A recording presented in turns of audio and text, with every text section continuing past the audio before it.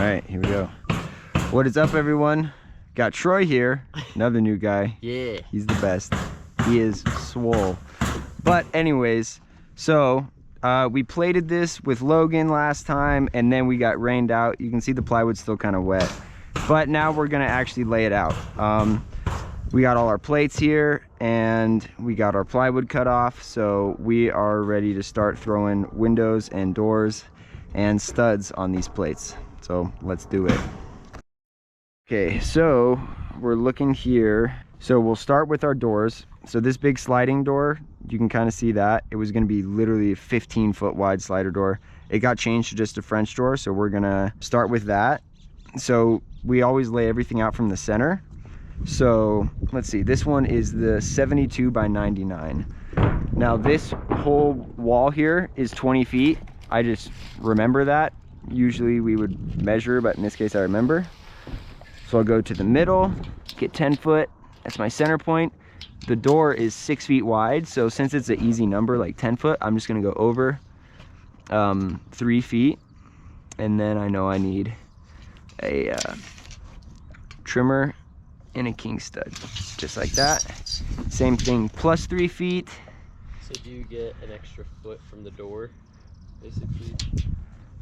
An extra foot from the door? Yeah, since you said the door's 6 feet. So the door, yeah, the door is 6 feet wide. So this is the center point of our door. So we're 3 feet from there, and then this, basically, that's our layout lines for where the actual framing is gonna go. All right, got it. I put that on there, and then I got this handy guy. We call it a layout square. It's just great because you can transfer lines from the top onto the bottom, just like that. A header basically will go over the window because there won't be any studs here. It's basically a big hole in the wall. So the header is going to kind of act like a bridge that will take all the weight from above and bring it to the sides. So these are basically the post that holds the two sides of the bridge. Okay. So, and there's two pieces. There's the trimmer, which goes underneath the header like this. Gotcha. And then there's the king stud, which goes next to the header, just like this. Okay. So when we're laying that out, it's just a T for the trimmer and a K for the king, just like that. Trimmer, trimmer, king, king. And then I'll usually write the RO too. Makes it a little simpler. So, I mean, easy as that. That's literally first door done. That's a door, not a window. So there's that. So our next window goes right here, and you'll pretty much see every time it gives you just the dimension to the center. So this dimension is 3 foot 4.5, and that's from the inside of this wall. So 3 foot 4.5 right there. That's my center point. So 60 3/4 divided by 2, 30. And then I'll tell you a trick. If you ever have to divide fractions, which you'll actually have to do a lot in construction. Yeah. So I actually learned this from my old welding instructor, Jeff. So let's say we have 3/4. Half of 3/4, like for any fraction, is always you just take the second number and double it. Okay. So 3/4, half of that is 3/8. Okay. Half of that is 3/16, and so on and so forth. Right. So I was able to do that math pretty quick because half of 60 3/4 is just 30 and then 3/8. Gotcha. So 30 3/8, just like that. Or even just like playing with sticks.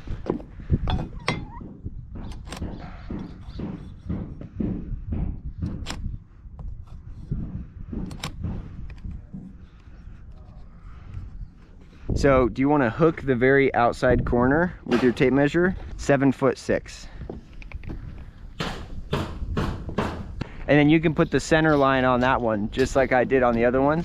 I just square it and put a C through it. 75 3/8. What is that divided by 2?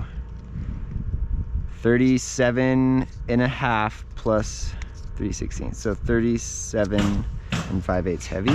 So basically, and I'll show you how to do this with your normal square too, we need to mark 2 1.5 pieces. So you can put your square on it just like how you did with your line, and then there's these measurements up top. So you can mark 1.5 and you can mark 3. And your side will be a little easier. Line up 1.5 on your pencil mark, and then go like that. Just like that. So that door is a 2680 is what it's called, which means 2'6" wide, 8'0" tall. So, but the thing is, that's the size of the actual swinging door. Okay. So that doesn't include the door frame. Okay. So we add an inch to each side for the door frame. So 2'6" is going to turn into 2'8" because we're adding 1 inch to each side, so 2 inches. Okay. So if you want, you can mark 1'4" each direction, 2'1" each direction.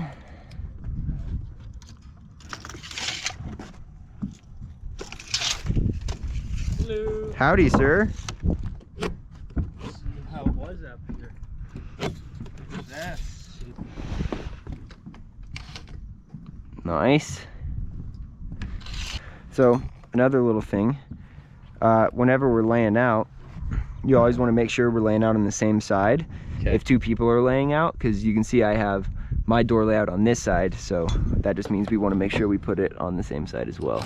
Okay. Because it has happened before where it's been put on the wrong side. When it got framed, they were only looking at one side, which is normal because that's what you do. But then, you know, a door would get missed or something.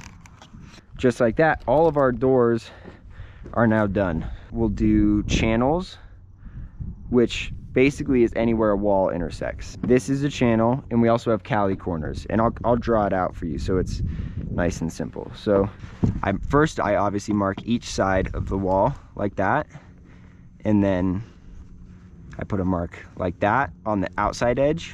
2x4s are 3.5, and 2x6s are 5.5.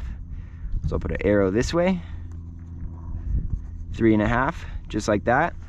And now the top plates are all laid out. And the reason we do that, that's actually our layout for our double top plates. Because even though we have only 2 plates here, one goes on the floor, one goes up high, Gotcha. there's still 2 on the top. Right. We usually do the second ones later, Okay.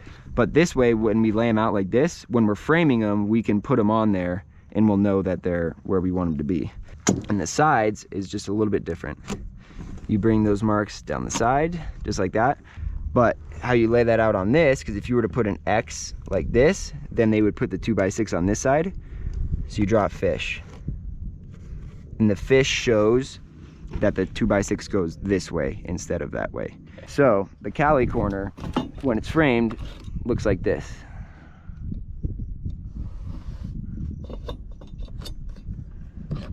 Like that and like that. It's just Okay. an L basically. Okay. So it gives backing for this corner, and then it gives backing for this corner on the outside too. For our exterior walls, we always try to put our layout on the outside, because then we can lay them down like this, and then when we frame them, we can just stand it right up and it's ready to go. Yeah. This one here will be interesting because there's 2 walls coming into it. This coming here, So there's gonna be a wall that goes straight back here? but since this wall comes into this one and this one comes into it, here's what we'll do. This dimension here is about 2 inches. This one we're only gonna have go over 2 inches, but then this one we can have go over 5.5 inches.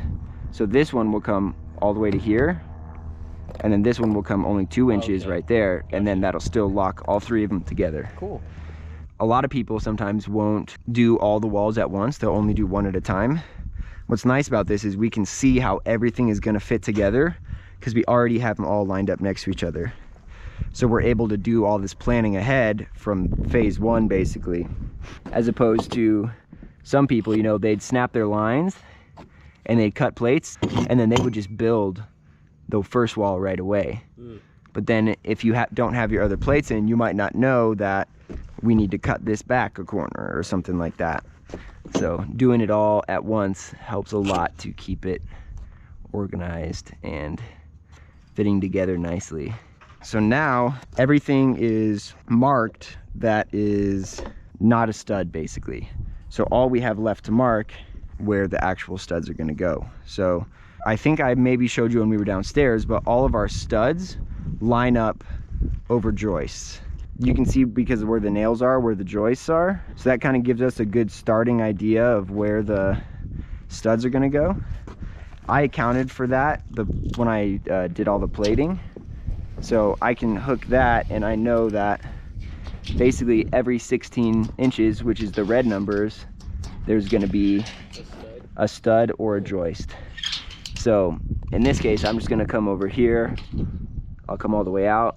I'll mark my first one just like that. So this is what my stud marks look like. It's a line up and down and a line to the side.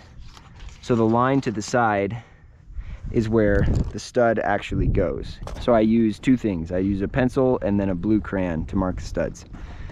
So you can line it up with this line, put a mark up and down, and then whichever side this line is on, I do a blue stripe. Just like that.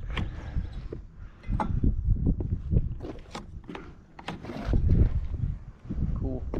I'm gonna lay out every single one of these. It could be that there might be one that lands over a king stud trimmer or something. Yeah. I'll still put it on there, but you don't, if it lines up over something else like this, just don't put anything there, because this will count as a regular stud.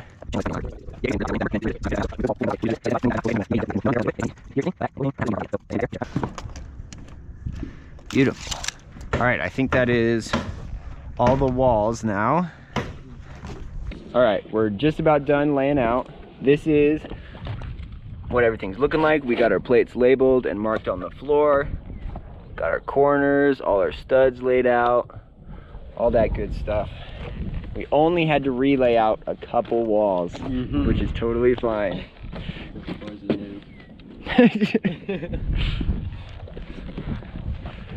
Hey, you still did much better than I did my first time laying on the floor. You want to get this guy too? I think this is our last one right here. Here, this one gets the up close action cam. Up close action cam. Boom. Anyways, okay, we did it. We laid out the floor. It's all plated, ready to go. I'm really antsy to start framing these walls because they're gonna go really fast. But anyways, Troy did great. Tell him he did great, everybody. Please. He needs the validation. All right, well, there we go. Thanks for watching. That's how we lay out floors. Hopefully it was beneficial. Yeah, let me know if you have any other tips, because I'm young and learning still too, so I'm always looking to get better for free. Anyways, peace out.